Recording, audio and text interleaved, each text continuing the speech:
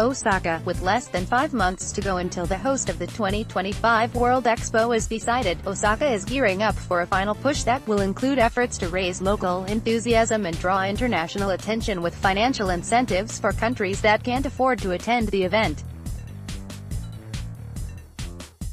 But with strong bids by rivals Baku, Azerbaijan, and Ekaterinburg, Russia, and questions growing about why Japan should host a third World Expo following the Osaka and Aichi Expos in 1970 and 2005 respectively, the Kansai bid no longer looks like a sure bet. Earlier this month, the three candidates made their final presentations to the 170-member Bureau International des Expositions in Paris. Osaka officials remain concerned about Ekaterinburg, which is pitching an expo that will emphasize technological innovations for younger generations, and has promised to turn its site into a smart city once the event finishes. The oil-rich city of Baku is proposing to showcase ways of developing human capital and meeting several United Nations Sustainable Development Goals, including those related to improving global health, education and labor standards. Baku's efforts come across as less focused on new technologies compared with Osaka and Ekaterinburg, and more focused on non-technological methods of addressing common social issues. Ekaterinburg, which lost its bid for the 2020 Expo to Dubai, United Arab Emirates, is believed to have the support of many European delegates. Osaka Governor Ichiro Matsui and Mayor Hirofumi Yoshimura were joined in Paris earlier this month by Industry Minister Hiroshi Seko, senior business leaders and Nobel laureate Shinya Yamanaka.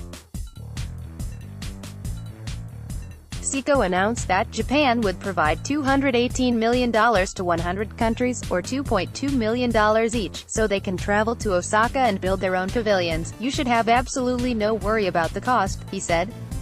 Osaka officials also used the Paris presentation to lobby directly with BIE members. Delegates from Africa as well as Central and South America are the key to obtaining the majority of the votes, and Osaka announced it would offer its own support. Matsui said the city and prefecture were both prepared to provide public housing to delegates from developing countries during the course of the expo, which would take place from May to November. In addition, shuttle bus services between the public housing units and the expo site on Umeshima, a man-made island in Osaka Bay, are also being considered. "We want to offer assistance, as a local government, that doesn't burden the delegates," Matsui told reporters in Paris. Whether that will be enough to convince the BIE members, who are not scheduled to visit Osaka between now and November, when the winner will be decided, is unclear. Osaka is selling its bid as the safest choice financially, and, implicitly, as the safest choice in terms of security. Azerbaijan Prime Minister Novruz Mamadov is directly involved in international lobbying efforts for Baku's bid and led the city's delegation in Paris earlier this month.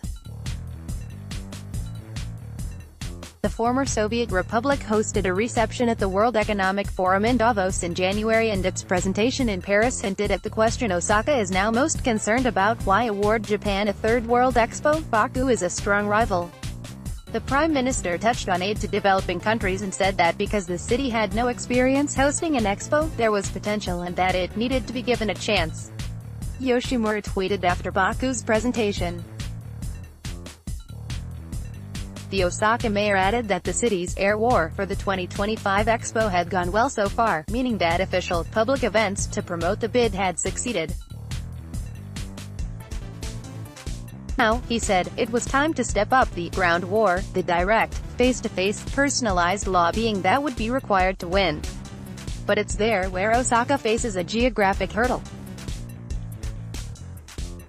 It is much easier and cheaper for delegates from Baku and Ekaterinburg to meet with BIE delegates or their representatives at the organization's headquarters in Paris or, in Ekaterinburg's case, Russia during the World Cup. Osaka, by contrast, must figure out how to promote its bid effectively from a distance while also relying on the central government and business representatives to lobby on its behalf, since extended overseas tours are beyond the budgets of Matsui and Yoshimura. The good news for Osaka is that BIE has given high marks to the technical aspects of its bid, and the governor and mayor are satisfied the theatrical production they staged in Paris earlier this month received rave reviews. But now that the spotlight has dimmed, Osaka's leaders have to work the backstage over the summer and autumn effectively and, along with the central government, use financial incentives and other means to convince individual BIE members to return once again to Japan rather than take the event to a new country. As Yoshimura hinted, a superior strategy is required to win the ground war. Kansai Perspective appears on the fourth Monday of each month, focusing on Kansai area developments and events of national importance with a Kansai connection.